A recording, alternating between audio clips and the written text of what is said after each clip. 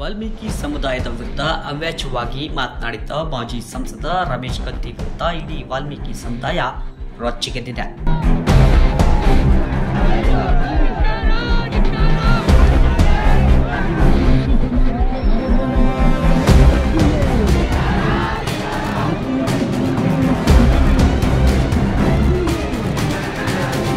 ರಮೇಶ್ ಕತ್ತಿ ಆಕ್ಷೇಪಾರ್ಹ ಹೇಳಿಕೆ ಖಂಡಿಸಿ ಬೆಳಗಾವಿ, ಯಾದಗಿರಿ, ರಾಯಚೂರು, ಕೊಪ್ಪಳ ಸೇರಿದಂತೆ ರಾಜ್ಯದ ಹಲವು ಜಿಲ್ಲೆಗಳಲ್ಲಿ ಭಾರೀ ಪ್ರತಿಭಟನೆಗಳು ನಡೆದವು.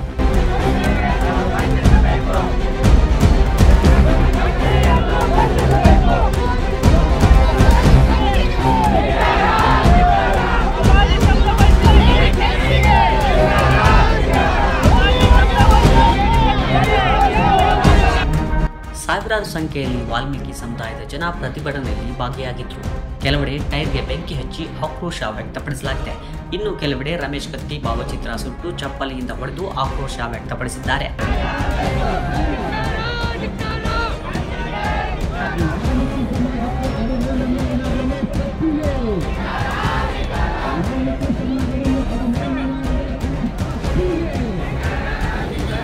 ಈಗಾಗಲೇ ಬೆಳಗಾವಿ ಪೊಲೀಸ್ ಠಾಣೆಯಲ್ಲಿ ರಮೇಶ್ ಕತ್ತಿ ವಿರುದ್ಧ ವಾಲ್ಮೀಕಿ ಸಮುದಾಯದ ಬಗ್ಗೆ ಅವ್ಯಾಚ್ಯ ಪದ ಬಳಕೆ ಮಾಡಿದ್ದಾರೆ ಅಂತ ದೂರು ದಾಖಲಾಗಿದ್ದು ಎಫ್ಐಆರ್ ಕೂಡ ಆಗಿದೆ.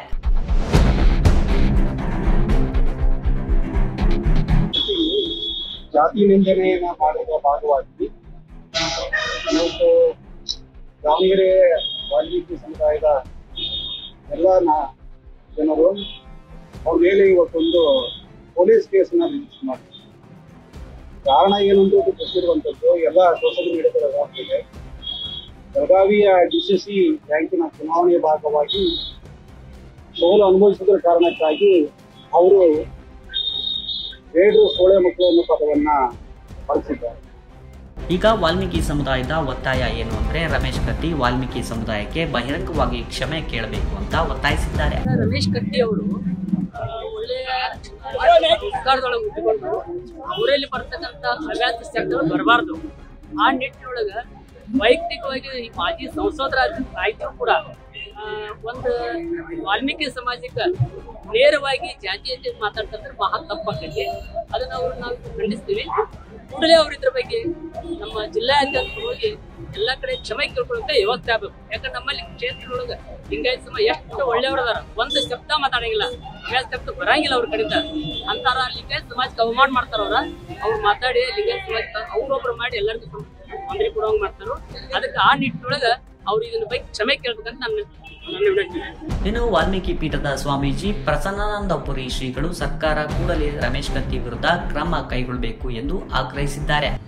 ಮಾಜಿ ಸಂಸದರಾಗಿರ್ತಕ್ಕಂತಹ ರಮೇಶ್ ಕತ್ತಿಯವರು ಈ ರಾಜ್ಯದ ಸಮಸ್ತ ಬೇಡ ವಾಲ್ಮೀಕಿ ನಾಯಕ ಸಮುದಾಯದ ಬಗ್ಗೆ ತುಂಬ ಅವಹೇಳನಕಾರಿಯಾಗಿ ಮಾತನಾಡಿದ್ದಾರೆ. ಇದರಿಂದ ನಮಗೆ ಬಹಳ ನೋವಾಗಿದೆ, ಸಮುದಾಯಕ್ಕೆ ಬಹಳ ನೋವಾಗಿದೆ. ಇದನ್ನು ನಾವು ತೀವ್ರವಾಗಿ ಖಂಡಿಸ್ತಾ ಇದ್ದೇವೆ. ಡಾಕ್ಟರ್ ಬಾಬಾ ಸಾಹೇಬ್ ಅಂಬೇಡ್ಕರ್ ಅವರು ಜಾತಿಯ ಕಾರಣಕ್ಕಾಗಿ ಸಮುದಾಯದ ಮುಖ್ಯವಾಹಿನಿಯಿಂದ ದೂರ ಉಳಿದಿರ್ತಕ್ಕಂಥ ಇಂಥ ಸಮುದಾಯಗಳಿಗೆ ನಮಗೆ ಕಾನೂನು ರೀತಿಯಿಂದ ರಕ್ಷಣೆ ಕೊಟ್ಟಿದ್ರೂ ಸಹ ಇನ್ನೂ ಸಹ ಸ್ವತಂತ್ರ ಬಂದು 78 ವರ್ಷ ಆದರೂ ಸಹ ಇಂಥ ಮನಸ್ಥಿತಿಯ ಕೆಲವರು ಈ ಸಮುದಾಯಗಳ ಬಗ್ಗೆ ಈ ರೀತಿ ಮಾತನಾಡ್ತಕ್ಕಂಥದ್ದು ತುಂಬ ನೋವಿನ ಸಂಗತಿ. ಹಾಗಾಗಿ ನಾವು ಸರ್ಕಾರಕ್ಕೆ ಒತ್ತಾಯವನ್ನು ಮಾಡ್ತಾ ಇದ್ದೇವೆ. ಅವರ ಮೇಲೆ ಸೂಕ್ತವಾಗಿರ್ತಕ್ಕಂಥ ಕಾನೂನು ಕ್ರಮ ಜರುಗಿಸಬೇಕಂತ ಹೇಳಿ ಈ ಮೂಲಕವಾಗಿ ಇಡೀ ರಾಜ್ಯದ ಸಮಸ್ತ ಬೇಡ ವಾಲ್ಮೀಕಿ ನಾಯಕ ಸಮುದಾಯ, SC/ST ಸಮುದಾಯ ಇದನ್ನು ತೀವ್ರವಾಗಿ ನಾವು ಖಂಡಿಸ್ತಾ ಇದ್ದೇವೆ. ಇಷ್ಟೆಲ್ಲ ಆಕ್ರೋಶದ ಬಳಿಕ ರಮೇಶ್ ಕತ್ತಿ ಕ್ಷಮೆ ಕೇಳ್ತಾರ ಇಲ್ವಾ ಅನ್ನೋದನ್ನ ಕಾದು ನೋಡಬೇಕು. ನಮ್ಮ ಸಮಾಜದ ಅವಮಾನಿಸಿದ್ದಾರೆ. ಆ ಕಾರಣ ನಮ್ಮ ಸಮಾಜ ಎಲ್ಲ ಬಂಧುಗಳು ಇವತ್ತೊಂದು ಕಂಪ್ಲೇಂಟನ್ನು ಮಾಡಿದ್ದು ಅವ್ರ ಮೇಲೆ. ಕೂಡಲೇ ಅವ್ರನ್ನ ಬಂಧಿಸಬೇಕು. ಸರ್ಕಾರ ಕೂಡಲೇ ಬಂಧಿಸಿ ಅವ್ರ ಮೇಲೆ ಕ್ರಮ ತಗೋಬೇಕಂತ ನಮ್ಮ ಸಮಾಜ ಬಂಧುಗಳ ಸಮೇತ ನಾವು ಈಗ ಬಂದು ಕಂಪ್ಲೇಂಟ್ ಮಾಡಿದ್ದೇವೆ. ಆದ ಕಾರಣ ಕೂಡಲೇ ನಮ್ಮ ಸಮಾಜದ ಅವಮಾನ ಆಗಿದೆ. ನಾವು 75 ಲಕ್ಷಕ್ಕೆ ಹೆಚ್ಚು ಜನ ಇದ್ದೇವೆ ನಮ್ಮ ಕರ್ನಾಟಕದಲ್ಲಿ. ನಮ್ಮ ಸಮಾಜ ಅವಮಾನ ಮಾಡಿದ್ರೆ ನಮ್ಗೆ ಭಾಳ ತುಂಬ ಮನಸ್ಸಿಗೆ ನೋವಾಗೈತಿ. ಮುಂದಿನ ದಿನಗಳಲ್ಲಿ ನಾವೊಂದು ಪ್ರೆಸ್ ನೋಟ್ ಮಾಡಿ ನಮ್ಮ ಸಮಾಜದ ಎಲ್ಲ ಬಂಧುಗಳಿಗೆ ಕರೆ ಕೊಡ್ತೇವೆ. ಕೂಡಲೇ ಅವ್ರು ಬಂಧಿಸ್ಬೇಕಂತಂದು ನಿಮ್ಮ ಮುಖಾಂತರ ನಾವು ಅವ್ರು ಬೇಡ್ಕೊಂತೀವಿ.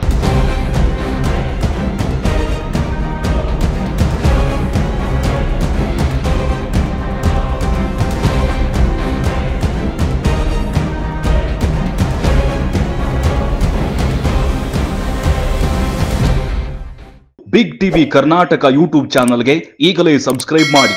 ಧನ್ಯವಾದಗಳು.